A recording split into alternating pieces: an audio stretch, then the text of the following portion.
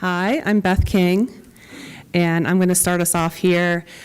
Just a little bit about our intro slide. This is, as Georg Gartner, who we'll mention here in a minute, our colleague in Vienna mentioned that this is the only globe museum in the world. I think that is true, so we were able to visit it while we were there, and I was looking at it. We went and visited. It's amazing. Highly recommend, and they have globes dating back to 1536, and there's a big long list on the website of all the particular fantastic globes that they have there, so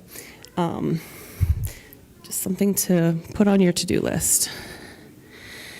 Okay, so you can take a look at what we're going to be covering in the talk. More importantly on this slide for us is to show you that this was our big group of students who were together on this study abroad trip. These are 20 students from the Vienna University of Technology and 20 students from Penn State. And I think Anthony's in there, Fritz and I are in there, but this is on the roof of the Vienna University of Technology. So this is pretty much at the beginning of our trip when we all were getting to know each other and getting ready to start our collaboration together. So just a little bit about our programs. We have, probably people are pretty familiar with everybody who's at this conference, what you have to offer at your various universities. But our online programs, we have a number of certificate programs, 2 master's degrees, lots of classes covering lots of different topics, cartography, spatial data science. We have a pretty flexible model where students can start taking classes pretty much any time. We have 10-week terms that are offered 5 times a year. So if you're not in a master's program, obviously that has a typical application where it takes a little bit of time to matriculate. But if you're starting a graduate certificate, then you can apply and get started fairly quickly. So those are always starting. Lots of flexibility. You don't need to go through with a cohort. Some of our students take 1 class a year. You could take 1 class a term. It's very flexible.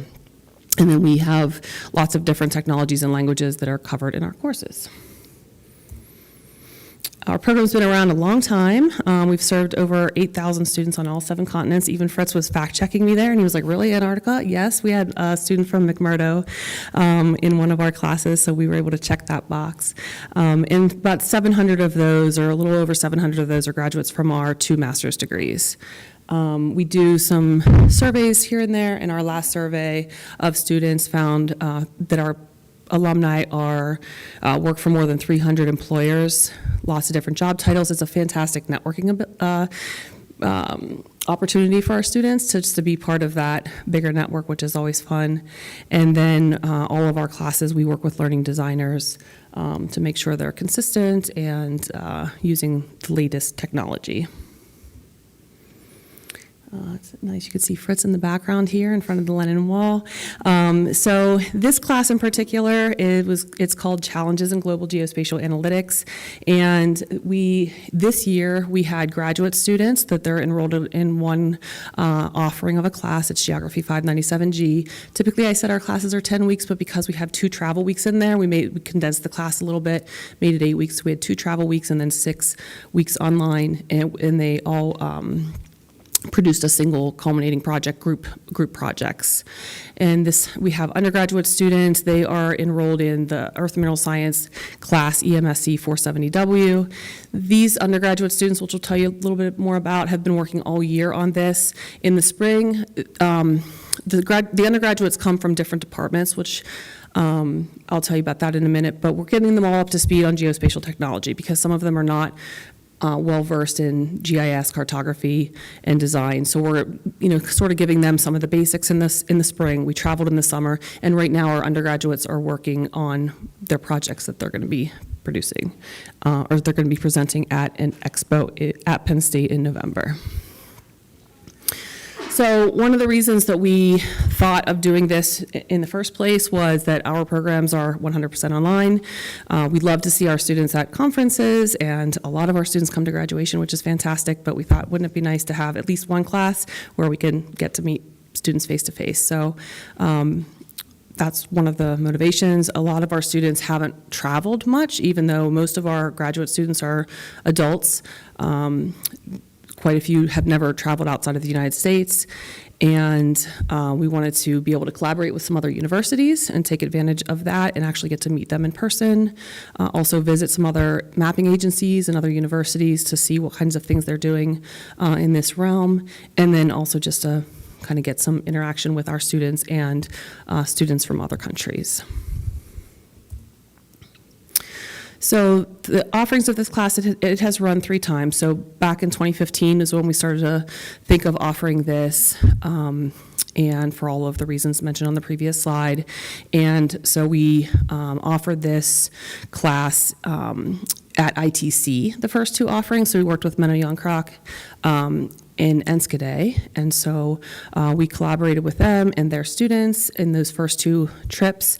And then for the 3rd trip that happened this year, it had been originally planned for 2020, COVID, and we decided this time, I guess I should say I decided this time to try to incorporate undergraduates, and poor Fritz had to come along for the ride. I think it ended up working well, but we have a cause program, in which I'll tell you what that is in a minute, in our college. And so I said, why don't we try to see if we can switch it up a little bit and not just take graduate students. So for the 3 different trips that we did in 2016, we were sort of right down the middle. We were sort of based in Enschede, like I said, up in the north, and went all the way down and got to spend some time in the Alps in Grindelwald. It was amazing. So traveling around there. Our trip in 2018 was to the west there, and we went to Paris and a number of places. And then this year, we were sort of in the lower right there, the southwest in Austria, Slovenia, Germany, and Prague, and Czech Republic. Okay. So this is the cause program that I mentioned. This is, I believe, an endowed experience within our college, so has some money associated with it, which is always obviously helpful. And every year they put out some calls for, do any faculty have an idea for this experience that lets the undergraduates go outside the classroom and do a sort of very self-directed project and get to travel around. And so Anthony and Cindy had done one. They did a travel around the world. One interesting thing is that I actually, back when I was an undergraduate at Penn State, did the very first undergraduate experience in cause, which was to New Zealand. So that was a really long time ago. It had just been created, and I caught word that they were taking students to New Zealand for very little money, and that they were going to take 2 students from each department. So I marched into the dean's office and said, please, can I be one from the geography department? And so I got to do that. So it's kind of neat to come full circle, and now we're offering this to undergraduates many years later. So this is just a little bit about Cause's mission, and it's our flyer from last year for undergraduate students to apply. That's how they get picked. This is probably my favorite slide, just that shows sort of the mentorship opportunities that were available with incorporating these undergraduates. So that was sort of one of the main things, is how could that really work? You know, our graduates, we've always done this with graduate students, but if you bring undergraduates into the mix, these are students in lots of different majors and departments in the College of Earth and Mineral Sciences, so you can see that across the top. We did have a number of geography students, but a couple other majors as well. And then the graduate students, I listed out where they work. So you can imagine very wide range of experience, and they really collaborated nicely together. We had a lot of opportunities for our undergraduates to ask them questions, and, you know, what about internships, and just, it was a really neat way to just foster that opportunity of, mentorship.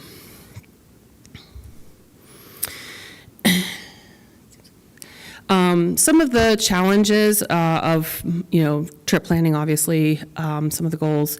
The 2 trips that were prior to COVID, we thought were challenging, maybe, and then COVID came and it changed everything. A lot of the risk involved changed, and so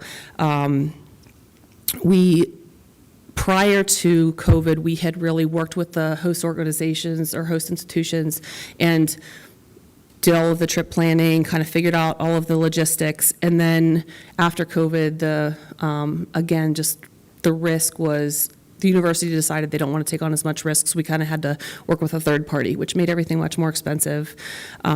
Just added some things that we hadn't really had to do previously, so that was a challenge for us, but we figured it out. And then just kind of figuring out what, as so far we've done work with 2 different host universities, so thinking of maybe future collaborations where we might work, where we might take students, identifying what research universities we want to go to, different mapping organizations.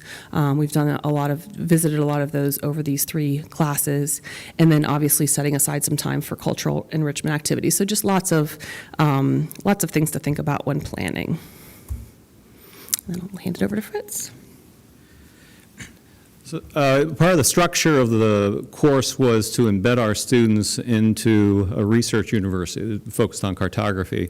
And we're very fortunate to work with Professor Georg Gartner, who world-famous cartographer, top game person here, who coincidentally was teaching a class in cartography at the same time as ours.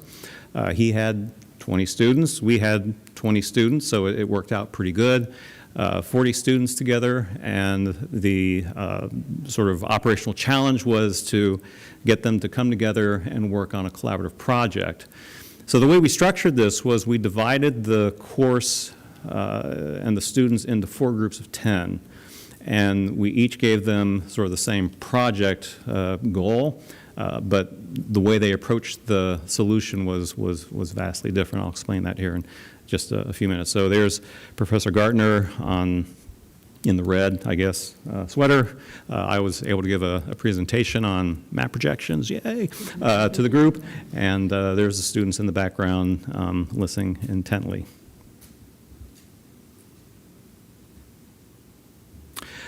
Another part of the visitation process was after the immersion into the course with Dr. Gartner, which lasted about 5 days. And again, I'll touch on that here in just a few minutes. We also did some site visits throughout our travels. And one was to visit the Czech Office for Surveying and Cadastre.